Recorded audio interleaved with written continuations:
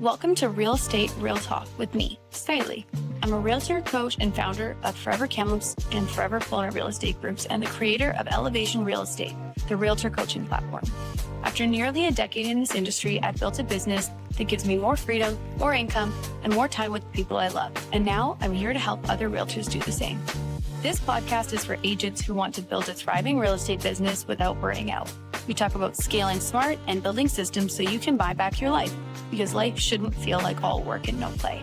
And if you're a buyer or seller tuning in, consider this your backstage pass.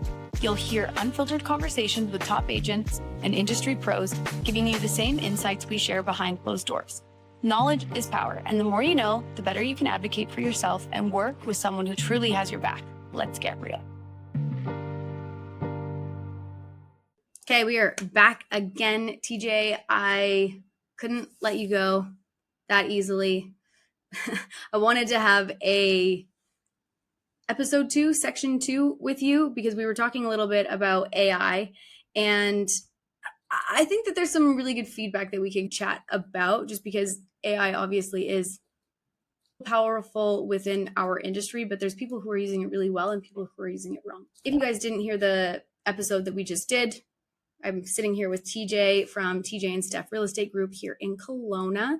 We just had a great conversation about teams and where TJ got started in the industry and how he grew his business to be in the top 1% of Royal LePage, even for the nation, which is amazing. Yeah, I brought him back. I didn't actually let him leave. We're wearing the same clothes.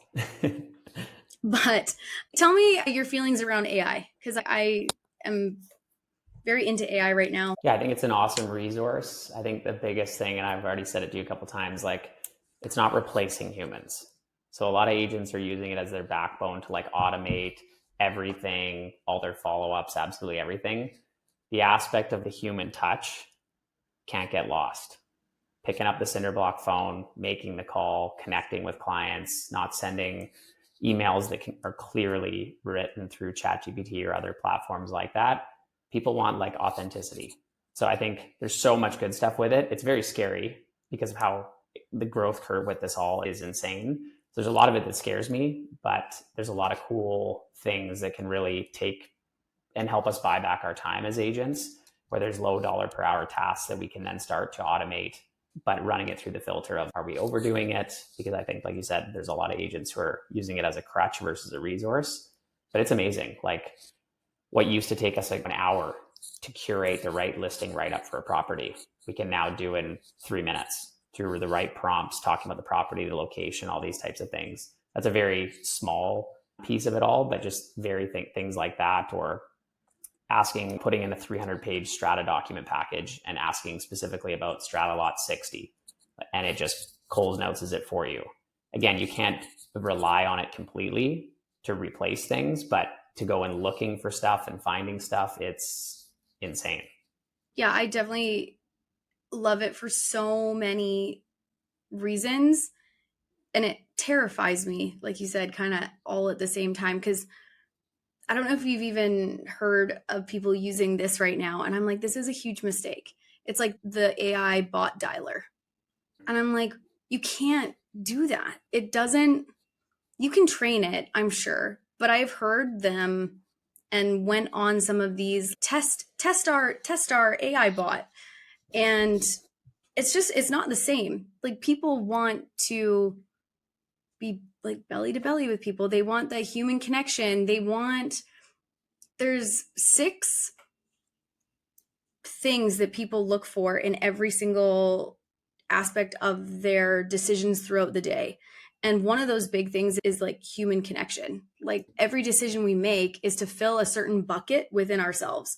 And one of those things is connection. And I'm like, if we just give it all to AI, like it's dangerous. And I also don't feel like it's going to move people's business forward. It's not a numbers game. It's a relationship business where if you're not actually there, how are you going to build these relationships? What is your favorite AI kind of workflow that you've been using right now? And again, it's like condensing time frame, not completely handing it off, but what's your favorite kind of thing that you've been using? Yeah, I think we use a platform called Follow Up Boss as our CRM. So there's a lot of cool integrations within that software. Like we truly live and die in our CRM. Yeah. Like every conversation with clients gets put in there so everybody can stay plugged into what's going on. Then we use Monday Board, which has a lot of interesting automations that we've worked with through AI on that platform as well. It's like our snapshot of where the business is at in terms of accepted offers, active listings, active buyers, all that kind of stuff. So those two platforms are the ones I use like all day, every day that I just see so many cool things with. But a big thing for me too is ChatGPT, obviously, and just like you said, finding ways to prompt it so you can get information. You can, especially looking into due diligence. That's a big one for us. Like even before we list a property, we do the same set of due diligence as if we were going to be representing a buyer. And the amount of things that you can quickly find when you go in the city of Kelowna's website and you put it into ChatGPT and then you're looking for something specifically about a zoning code, like the amount of time it would have taken me to go dig through all this stuff and find it, or go to the city physically and talk with a planner and get passed to the back desk, like the amount of time you can buy back is staggering. So I don't know if that fully answers it, but I think there's just a lot of cool stuff, especially within Follow Up Boss and Monday.com for us that we use that are fascinating. Yeah, just like the time condensing stuff that you can do, because there's just so many hats we have to wear in real estate that there's just not enough hours in the day. And something that my CRM has been doing, they integrated AI into it as well, and it's been super handy, is that it can actually go through the database and say, hey, this, if you forgot to schedule a reminder, for example, it can actually go through and say, hey, this person you were supposed to connect with, and these are the notes. Because there's been so many times where I've even gone into my CRM and you spend how many hours looking through trying to figure out who needs to be like talked to and chatted with and all of that kind of stuff. And this little bot that they put in it, I was like, oh, this is amazing, because now it's telling me who to call, which again gets rid of the how many hours of figuring out who I'm going to call, which is great. And then I don't know if this is, I could be completely inaccurate in this, because there's so many programs that we can use too in order to make our lives easier. And I'm not sure if it's actually AI or not. I think that there's like a cross of some things being AI and like some things just being like intelligent programs that work. But anyways, I've been using Zapier a lot. Have you used Zapier before? No. So again, I don't even know if this is AI or not. I was like trying to look and see. It's like Zapier AI refers to the integration of artificial intelligence into the Zapier platform to make automation more dynamic and flexible. So I'm not sure exactly if, again, creating the Zaps is AI or if it's like the co-pilot on there that is. But anyways, I've started using Zapier to create like automations for, let's say, for example, someone goes into my CRM, then it has an automatic like zap that'll take them from the CRM over to my newsletter program, or like a Google form that gets filled out for all of my clients that will automatically add them into the CRM and automatically send them like a welcome newsletter that has like their accepted offer checklist, stuff like that. But it's like automatic, which is nice. Yeah. Because again, so many hats, and I don't like it when things fall through the cracks, because I want everybody to feel super well taken care of and just made life super easy. Yeah, 100%. We're huge on all that. Like every time, no matter what we're doing with a client, we have basically a workflow. So we get an offer accepted, whether it's a seller or buyer. In our CRM, we can just click accepted offer, buyer, seller, and then it just automatically spits out the next 50 steps for you to do. If they don't apply, you can just check them off. We all know what we're doing, but how easy it is that you get a phone call in the middle of when you're sending the mortgage broker an email or the lawyer, and then you're like, oh, I'll get back to this. And then you put your head down and you forget about it, versus just having it very systematically there where you can just pop back in. Okay, where did I leave off? Great, it's all right here. Systems and processes are like bar none the way to buy back time, to download your brain onto your CRM and not feel like you have to remember to call Susie or call whoever. It's just go through your tasks. It's right there. Great. Take care of that. Yeah. It's such a game changer. Yeah. And especially since we can spend so much time on all of the back end paperwork, all of that stuff, that we end up having not a whole lot of time to give to our clients for the actual relationship part, right? Like when you get invited to one of their kids' birthday parties, or if they have a housewarming party, or if you need to go over a bunch of things like their home inspection and all that stuff, but you've spent so much time dealing with the paperwork stuff on the back end where you're MIA that you don't have time for the person-to-person interactions anymore. So having all of the workflows and AI and everything setting that stuff up really has actually given us more time to hang out with our clients, which I think is the part that they obviously feel is the most valuable, even though all this back end stuff needs to be organized as well. So yeah, 100%. So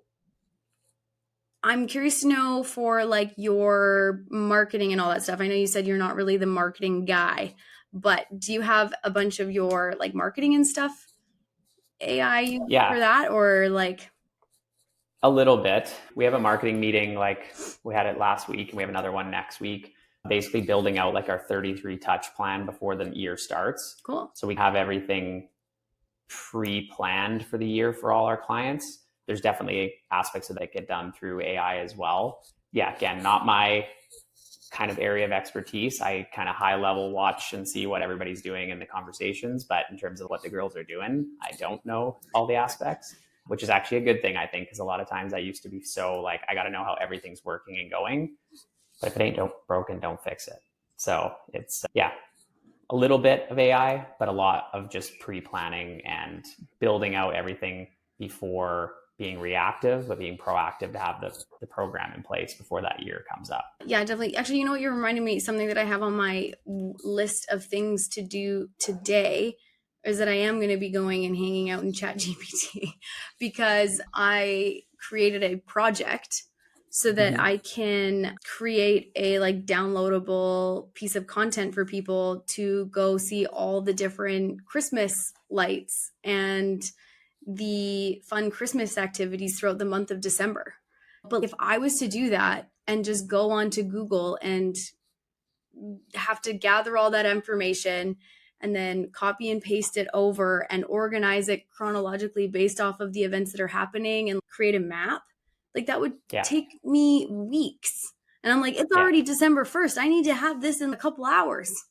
Yeah, we do the same thing. There's a street called Candy Cane Lane in Kelowna that every house is like all lit up. And so every month we do something where it's like what not to miss in Kelowna this month. And it's all stuff like that. But like you say, the way you prompt it, you're a world-class realtor, you want to send your clients out for XYZ. What are some things not to miss going on in Kelowna? You're like, oh, great. Yeah. I went to Candy Cane Lane last year. It was beautiful. Yeah, it's wild. It's really cool. Yeah, there's a lot of really cool stuff here in Kelowna. And I think that I saw that the skating rink is like getting very, if it's not open yet, because I didn't see it this weekend, it's very close, I think. Yeah, I think it's getting close now. It was snowing earlier. It's stopped now, but it's getting cooler out there. I know my kids were really excited and I was like, you guys, but it's cold. And I'm like, ugh. Yeah. I guess it's good. I guess it is good. Okay. Anything else you wanted to say about AI? Because I feel like there's so many cool things, but then it's also one of those things. Don't use it to completely write your listing descriptions, please. Yeah. 100%. You have to fact check everything and go through it. It doesn't replace us. Yeah. And I think, actually, you know what? Another one, I've had people use it 100% for their home evaluations as well, which I also think is very dangerous. Yeah. Like, you guys. Very dangerous. You got to go see it. There's so much that those things can't pick up. It's like BC assessment. Tell me the last time BC assessments walked through your house. Okay, never. So how are we using this as a valuable piece of information? Yeah. But yeah, I think the biggest thing is just not implementing this AI stuff and just running with it. It's test it out, see how it's working. Like, it's getting so much smarter. And like I said, the growth curve is exponential. So everybody feels like they need to jump onto these things, but do a little background testing first. And there's going to be some system or process that works for you that might not work for somebody else. So don't, just because somebody else is using it doesn't mean you have to jump onto it, but always be continually looking for what's next, because that's something with AI too. You do have to stay in front of the curve or else you're going to get left behind, especially with how exponential this growth is with all this and how smart it's getting. Like every single day, it's just getting smarter and smarter. Yeah. And again, as you mentioned, and I've said it a few times, but it's not going to replace you as the agent. Especially if I always use the analogy, like I moved around 16 times. I've gone to 5 or 6 different schools. Like, I used to bike this street. I know, how this house was built, or I know these neighbors, or this is the coffee shop I used to go to. There's so much value that we can add that AI just is, yeah, here's the Zillow reviews of this coffee shop. But, oh, the owner's name's Becky. You got to meet with her. It's amazing, locally owned. The warm and fuzzy that we can create outside of just this AI that's the hidden nugget. Yeah, it's definitely the important piece for sure. And again, if you trust that it's going to tell you absolutely everything that's 100% accurate, it's not, right? Like, I've seen it spit out a handful of things and I'm like, that's not 100% accurate for this area, or that maybe that's the rule in this province, but not in our province, or even like grab some information from like a news site that might have been like slightly fabricated, or exactly. So anyways, it's not perfect yet. And you know what? I'm happy that it's not going to be, because like you said, the human touch is the most important part to our business. And we need people who genuinely care. You can't teach a robot to fully care and understand human emotion. Like, it's just not. Yeah, 100%. People want to do business with people at the end of the day. Yes, they do. Anyways, thank you for entertaining me for part 2, because I felt like the AI stuff was an important thing to touch on. And again, if you guys didn't listen to the last episode that we had just now with TJ, Facebook, Instagram, TJ and Steph Real Estate Group, and I think it's even tjandsteph.com you said, or? Yeah, tjsteph.com. Perfect. Sounds great. And again, amazing. Thank you. My pleasure. Thank you. That's a wrap on this episode of Real Estate Real Talk.